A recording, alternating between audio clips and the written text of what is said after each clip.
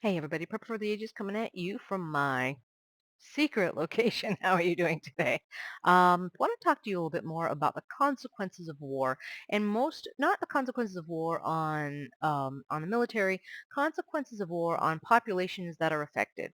So one of the modern day things, one of the modern day examples is what's happening in Gaza. You all know about that. There are pundits and experts that can explain stuff back to front, up to down, better than I can. So there you have it. But I mean, this is something that is not unique in wars, and it's something that you should pay attention to. Um, there was the 30 Years' War in Europe, for example, and they are estimating about the population on the 30 Years' War in Germany was reduced by 30%. Like the civilian population reduced by 30%. Not a good thing. Um, let's see. It said World War II, um, 40 million civilians in addition to 20 million soldiers died.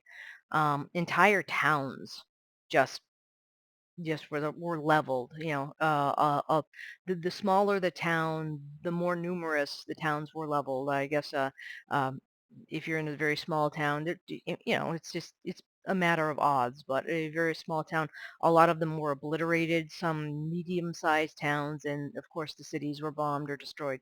So it affects the citizens a lot. And does it affect the economy? Yes, there's no money.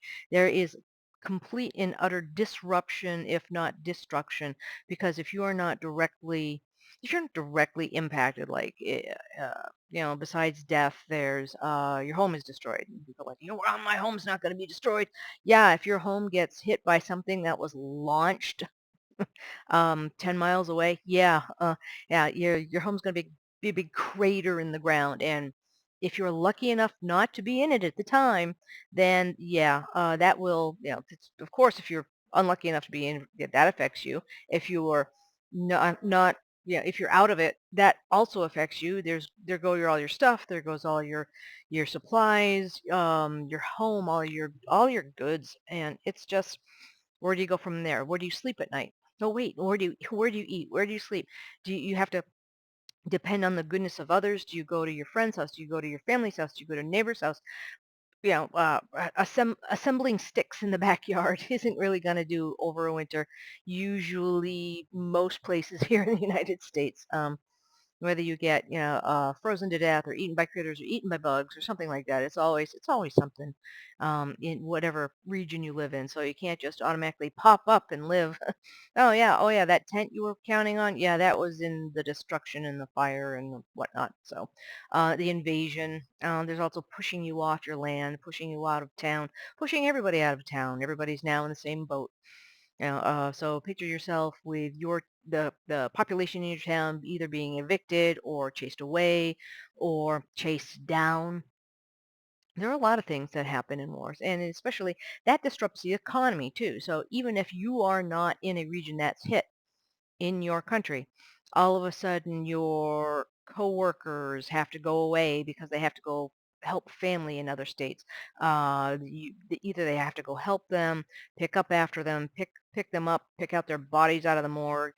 There's the supply chain breaks down because the roads are impacted, they're mined, they're watched, they're bombed, people shoot at you. It's pain. Nobody wants to go.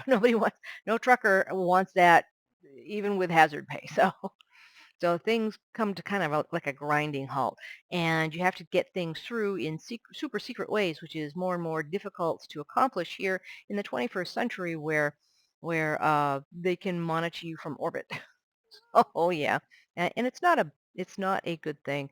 The first thing people did here when we had our big flood in town, the banks closed. They didn't open. The banks closed.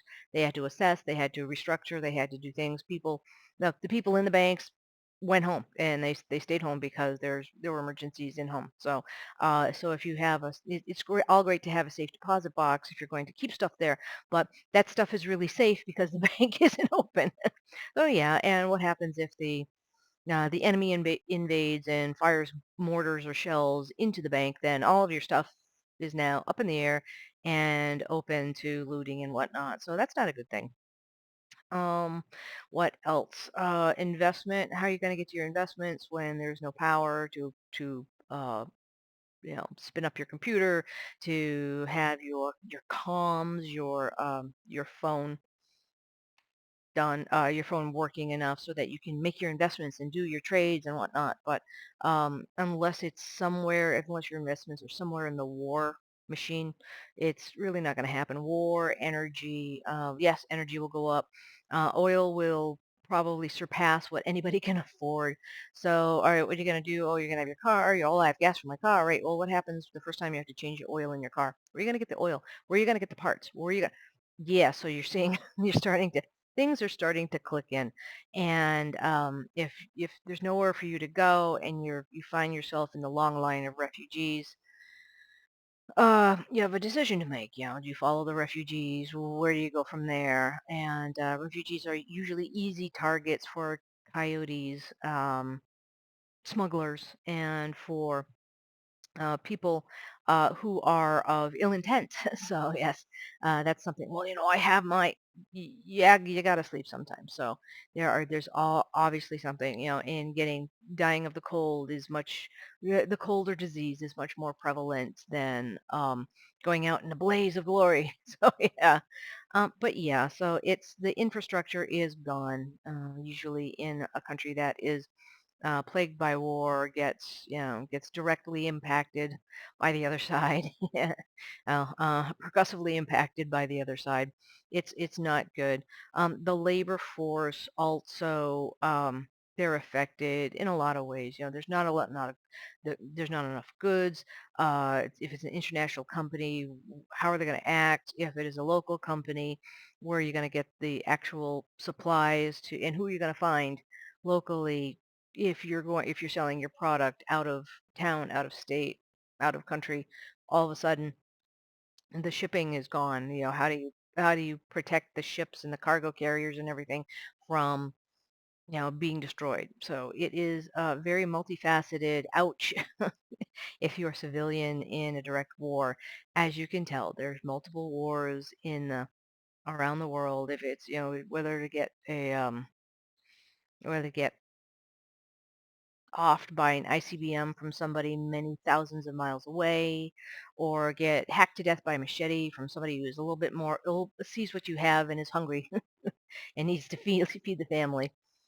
There's a lot of um, there's a lot of bad effects on war, and you have humanitarian crises, you have war crimes committed because some people think, oh yeah, all of a sudden it's, oh well, the rule of law has disappeared. Well, the rule of law hasn't disappeared, but some people hope that is the case because then they feel that they can go and acquire what they want, get what they want, do whatever they do whatever they want, and yeah, whilst later they will probably learn the hard way that that isn't the fate, that the case isn't the fact. Um, they certainly think in their mind, and they convince their buddies and whatnot to um to roam the streets in search of gain. So yeah, and there's also, like we have around here, we have a lot of gangs around here. We have in the last 10 years, I keep looking outside because it's not motorcycle gangs, it's dirt bike gangs. So there's some dirt bike gangs that are of a certain persuasion, a certain dirt bike gangs are another persuasion. Yesterday I saw going down my street a whole bunch of dirt bikes in a dirt bike gang. They had the same German World War II helmets on. All of them, same. And they were kids too, so not quite sure. I'm not quite sure why, how, whatever. I don't think they understand, but in their minds they have this certain commonality. And I guess that's one of the pluses in a game. You feel like you belong. People will protect you. You'll protect other people. But right now they're kind of terrorizing the town with their lawlessness and wheelies and whatnot. So we'll see what happens. We'll see what develops there. But in addition to those gangs, there are the traditional gangs from this country, from other countries, that are active here. So it is a very interesting development. But it is, I would say it is a signal of a late term society, so that people are just going around being brave enough to do those things. That is certainly, in the United States, we are a democracy and a nice republic, but how many more years, if you're on the left, if you're on the right, if you're up or down, whatever, I don't care, where people, you and me and our neighbors and our friends have our independence. I don't talk right and left anymore. I think we're both arguing about the same thing with different words. So yeah. But I think that it is certainly an interesting time. Yet again, we're seeing in late stage civilization as of here, at least I'm seeing that all of our resources, money, power, resources are getting expended overseas. And I think that's what a lot of people are seeing too. So, and that is going to, you can't be everywhere at the same time. You can't be in all places at all times. And that is I think that's the best analogy. So when the attention is drawn overseas and the resources are going overseas, that's all well and good. And that's a chess game. I understand that is a chess game, as a three-dimensional chess game, to do that. But when you take your eye off the ball, which is the health and safety of your country's people, it's very interesting indeed. So, and especially since there's a lot of money to be had, that is a great factor as well. But we shall see what happens. Um, it just generates morbidity, morbidity, mortality. It's not a good thing. But anyways, that's my 2 cents on. I know I went a little bit long on war and the effects of its people, just common people, me and you, not soldiers, not military contractors, not. It's just, mm, you know, that the real casualties in a war is the common civilian. So it is. It used to be, well, at least in the 60s and 70s when I was growing up again, they used to have at least the appearance of just getting the bad guy, bombing the bad guy, and not innocent women, innocent children. But they've dropped that. If it was a pretense then they've dropped that these days. So even though it violates the Geneva Convention. So all right. Well, let me just remind you of the Geneva Convention and have you talked the Geneva Convention with next time you're at the turkey table, or you're at Sunday dinner or whatnot, and hope that the things in the wars overseas don't come over here. And if you are overseas in a war that's over there, I am praying for you, and I hope and I wish that everything calms down and cooler heads prevail. But anyway, okay. That's my rant for today. I don't know. It's my discussion today. Okay. All right. I hope this finds you well. Take care. Bye.